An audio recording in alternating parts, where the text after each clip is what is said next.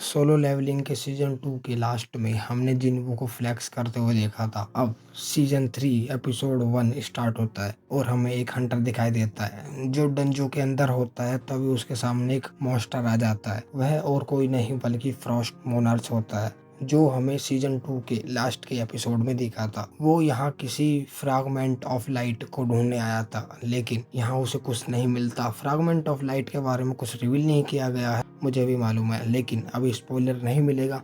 अगर आपको मालूम है तो कमेंट में ज़रूर बताना। तभी वहाँ पर एक और मोनार्च आ जाता है जो देखने में बहुत अजीब होता है। वो दोनों ईस्ट में किसी जगह की बात कर रहे होते हैं जहाँ शैडो मोनार्च है। बेसिकली वो जिन्हों की बात कर रहे होते हैं। तभी दूसरा मोनार्च बोलता है ग्रेटेस्ट फ्रैगमेंट लाइट भी उसी कमरे में है। तभी फ्रॉस्ट मोनार्च एक स्ट्रॉन्ग प्रेजेंस महसूस करता है। तभी वहाँ एक और हंटर आ जाता है। फ्रॉस्ट मोनार्च को समझ आ जाता है हमें यहाँ बुलाना भी उसी की चाल थी। अब वो हंटर कहता है कहीं तुम अभी कोरिया की तो बात नहीं कर रहे थे। तभी फ्रॉस्ट मोनार्च बोलता है अगर हम बात कर भी रहे हैं तो तुम्हें क्या। अब दूसरा मोनार्च एक पोर्टल खोलता है और बोलता है हमारे पास इन सब चीजों का टाइम नहीं है। फ्रॉस्ट मोनार्च बोलता है अगर तुम हमें रोक सकते हो तो रोक लो, और फिर वो जाने लगते हैं। तभी वो हंटर बोलता है मैं तुम्हें इतनी आसानी से नहीं जाने दूंगा, और वो उन पर अटैक कर देता है। लेकिन फ्रॉस्ट मोनार्च आइस होल बनाकर उस अटैक को रोक लेता है। अब हमें पता चलता है कि ये हंटर कोई और नहीं बल्कि जिन्वू के फादर हैं। फिर सीन रेड गेट पर शिफ्ट होता है जहां जिन्वू गया हुआ है। जिन्वू का सामना डंजन के बॉस से होता है। बॉस काफी गुस्से में होता है और बोलता है तुमने अब तक अच्छी फाइट की और तुम्हें खरोच तक नहीं आई, लेकिन अब तुम चारों तरफ से घिर चुके हो। फिर वो अपनी आर्मी को आवाज लगा, लेकिन काफी टाइम तक कोई नहीं आता। दूसरी तरफ स्माइल करते हुए जिन्वू अपनी शैडो आर्मी को बाहर आने के लिए कहता है। अब हमें दिखाई देता है शैडो सोल्जर सभी मॉन्स्टर को मार चुके होते हैं और वो उन मॉन्स्टर की डेड बॉडी के साथ बाहर आ जाते हैं।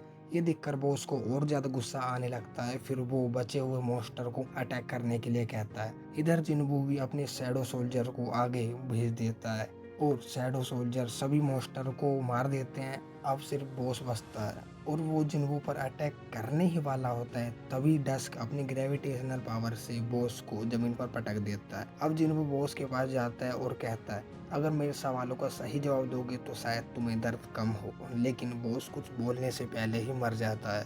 तभी उसे याद आता है डीमन कार्सल को पूरा करने के बाद उसे एक की मिली थी जो सिर्फ लेवल 100 होने के बाद ही यूज हो सकती है, क्योंकि जेजू आइलैंड की रेड के बाद उसका लेवल 100 हो चुका था। अब जिन्वू उस की को निकालता है और उसके सामने उसकी सारी इंफॉर्मेशन आ जाती है।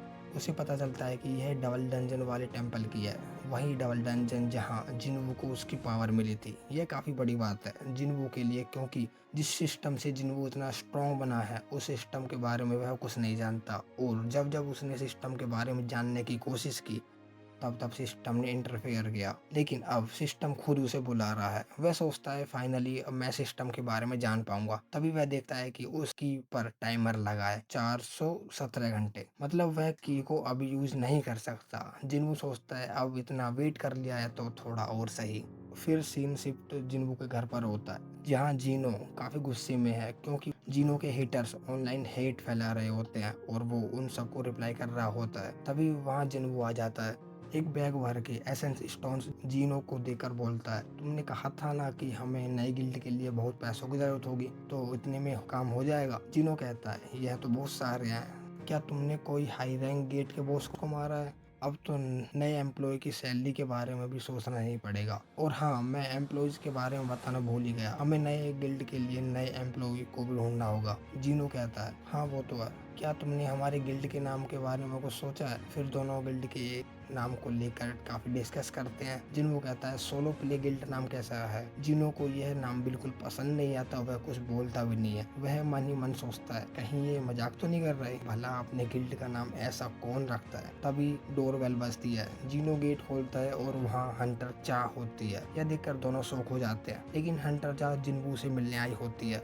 जिन्वू पूछता है तुम यहाँ क्यों आई हो। हंटर चा बोलती है मुझे तुम्हारे गिल्ड में ज्वाइन करना है। जिन्वू पूछता है क्या चेयरमैन ने तुम्हें यहाँ भेजा है? हंटर चा बोलती है, नहीं ऐसा कुछ नहीं है। तो फिर तुम्हें हमारा सोलो प्ले क्यों ज्वाइन करना है? यह सुनकर चाक शॉक हो जाती है और बोलती है, क्या तुम सच में अपने गिल्ड का नाम सोलो प्ले रख रहे हो? हाँ, मैंने और मेरे बॉस गिल्ड मास्टर ने मिलकर यह डिसाइड किया है। जिनो कहता है, वेट, मैंने कब डिसाइड किया? और मैंने जो नाम सजेस्ट किए थे उनका क्या? जिन्हो कहता है, तुमने कुछ कहा भी नहीं, तो मुझे लगा तुम इस बात से एग्री करते हो। तभी जिन्हो नोटिस करता है चा की हार्ट बीट बहुत तेज है, लेकिन वो नॉर्मल एक्ट कर रही है।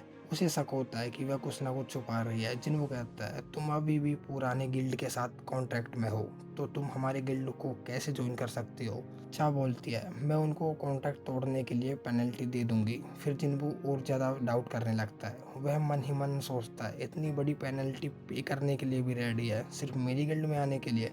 और कहता है, हमारे पास एस रैंक हंटर को सैलरी देने के लिए पैसे नहीं है। चा कहती है, मुझे सैलरी भी नहीं चाहिए। जिन्हो कहता है, तो फिर क्यों ज्वाइन करना चाहती हो हमारी गिल्ड? चा ब्लश करने लगती है। सच तो ये है, चा अंदर ही अंदर जिन्हो के लिए बहुत कुछ फील करती है, लेकिन वो कॉन्फेस नहीं कर पाती, इसलिए वो जिन्हो के पास रहना चाहती थी, लेकिन वो कुछ बोल नहीं पा रही थी। जिन्हो कहता है, ठीक है, तुम ज्वाइन कर सकती हो, लेकिन उससे पहले तुम्हें एक एंट्रेंस टेस्ट देना होगा। चा बोलती है, कैसा टेस्ट? जिन्हो बोलता है, तुम्हें मेरे चुने हुए स्ट्रॉन्गेस्ट सोल्जर को हराना होगा। चा कहती है, मैं रेडी हूँ। इसके बाद वो हंटर एसोसिएशन के जिम में जाने की सोच ही रहे होते हैं, लेकिन काफ़ी दूर होती है। तो जिन्हो सोचता है, क्यों ना शैडो एक्सट्रेंस का यूज़ किया जाए, इसी बहाने यह भी पता चल जाएगा कि अपने साथ किसी और को भी टेलीपोर्ट किया जा सकता है या नहीं। फिर वो चा को अपने पास बुलाता है और शैडो एक्सट्रेंस का यूज़ करता है, और ये काम भी कर जाती है। ये दोनों एक साथ जिम में टेलीपोर्ट हो जाते हैं। चा यह देखकर काफ़ी हैरान हो जाती है कि ये कैसे हुआ। जिन्हो कहता है, चलो अब शुरू करते हैं। चा कहती है, मैं अपना वेपन तो ऑफिस में ही छोड़ आई। फिर वो जिम के स्टोरेज रूम में जाकर एक वेपन ले आती है और कहती है, मैं अब रेडी हूँ।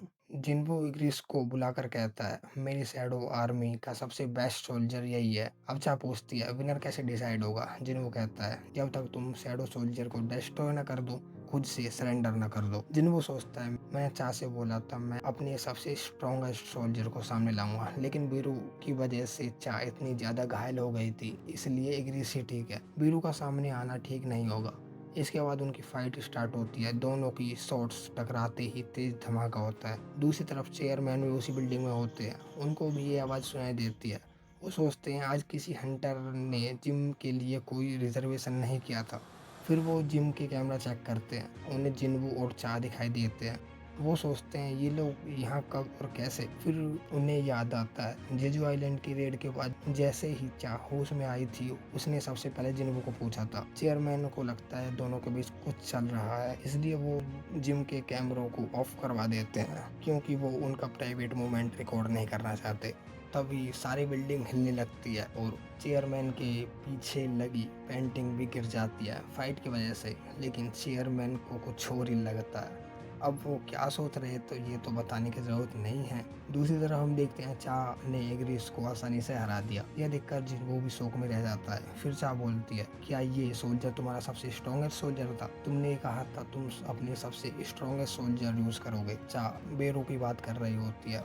अब जिन्हो बोलता है, तुम हर्ट हो सकती हो। चा कहती है, ऐसा कुछ नहीं है और मुझे उससे दोबारा फाइट करनी है। अब जिन्हो बेरो को समन करता है और बेरो को ऑर्डर भी देता है, चा को बिना चोट पहुंचाए उसको डिफीट करो। बेरो कहता है, जैसा आप कहें। फिर बेरो जोर से गरजता है, जिससे बिल्डिंग के सारे शीशे टूट जाते हैं। चा बेरो को देखकर सोचती है, क्या सच में जिन्हो ने इस मॉन्स्टर से फाइट की थी? बेरो फाइट करने के लिए पंजे निकालता है। उसे देखकर जिन्हो कहता है, उन्हें हटा लो, अगर चा को एक भी खरोच आई तो मैं तुम्हें नहीं छोड़ूंगा। बेरू तुरंत अपने नाखून अंदर कर लेता है और कहता है, जैसा आप कहें। चा अटैक करने के लिए तैयार होती है, तभी बेरू उसके पीछे आ जाता है। चा को याद आता है, जेजू आइलैंड पर भी उसने ऐसा ही किया था। वो कहती है, तुम्हें क्या लगता है मैं सैम ट्रिक से दोबारा फंसूंगी? चा अपनी तलवार से उस पर अटैक कर देती है, लेकिन बेरू अपनी 2 उंगलियों से उनको रोक लेता है। बेरू सोच रहा होता है, मेरे किंग ने बिना चोट पहुंचाए डिफीट करने के लिए बोला है, अब सबसे अच्छा तरीका यही होगा मैं इतना स्ट्रॉन्ग रिएक्ट करूं ताकि सामने वाले की लड़ने की इच्छा ही खत्म हो जाए। अब चा एक के बाद एक अटैक किए जा रही थी, लेकिन बेरू अपनी जगह से हिले बिना बॉडी के मूवमेंट से से उनको टोच कर रहा था। फिर वो जोर से चा के मुंह पर रोर करता है जिससे चा दूर चली जाती है। जिन्वो बोलता है विनर ऑलरेडी डिसाइड हो चुका है, क्या तुम अब सेटिस्फाई हो? लेकिन चा बोलती है अभी नहीं, मुझे और फाइट करनी है। जिन्वो को पता है बेरो सभी शैडो सोल्जर से अलग है, उसका जन्म ही किलिंग के लिए हुआ था, लेकिन इस फाइट के दौरान वो किलिंग इंटैक्ट को दबा रहा था। उनका फाइट दोबारा स्टार्ट होती है, लेकिन इस बार बेरू अटैक भी कर रहा होता है। इस वजह से चा की शॉट्स टूट जाती है, लेकिन फिर भी वो पीछे नहीं हटती। वो सोचती है कि इस बार वो अपना सबसे ताकतवर वार करेगी और इस फाइट को यहीं खत्म कर देगी। फिर वो ब्लेड ऑफ लाइट बनाती है और फाइनली बेरू की चेस्ट में आर पार कर देती है, जिससे बेरू अपनी किलिंग इंटैक्ट को ज्यादा देर तक कंट्रोल नहीं कर पाता और पूरे गुस्से में आ जाता है। वो जिन्वो के ऑर्डर को भूल जाता है और आंट को इनकी बातें याद आने लगती है और उन्हें ही फॉलो करने लगता है। मुझे अपने एनिमी को जान से मारना है। बेरू पूरे गुस्से से चा की तरफ बढ़ने लगता है। जिन्वो चिल्लाकर उसे रोकने के लिए बोलता है, लेकिन वो नहीं रुकता। फिर जिन्वो बीच में आ जाता है और उसे रोक देता है। तब बेरू होश में आता है और जमीन पर बैठकर जिन्वो से माफी मांगने लगता है। जिन्वो चा से पूछता है तुम ठीक हो ना, और ये तो सिर्फ एक टेस्ट था, इसके लिए तुम्हें अपनी जान दांव पर लगाने का क्या मतलब है? लेकिन चा चुप रहती है। फिर जिन्वो कहता है आखिर तुम मेरी गिल्ड में क्यों आना चाहती हो? क्या चाहती हो तुम? कहीं ऐसा तो नहीं तुम्हें मुझ में इंटरेस्ट है? ये तो नहीं हो सकता, जरूर कुछ और ही बात होगी। तभी चा कहती है हाँ मुझे तुम में इंटरेस्ट है, और ब्रश करने लगती है। और फिर इस एपिसोड का यही लास्ट हो जाता है। इसी के साथ मेरा आपसे एक क्वेश्चन है, स्टार्स मोनार्स के साथ जो दूसरा मोनार्क था उसका नाम क्या था? जो भी बताएगा उसका कमेंट पिन कर दूंगा। बाकी मिलते हैं नेक्स्ट एपिसोड में।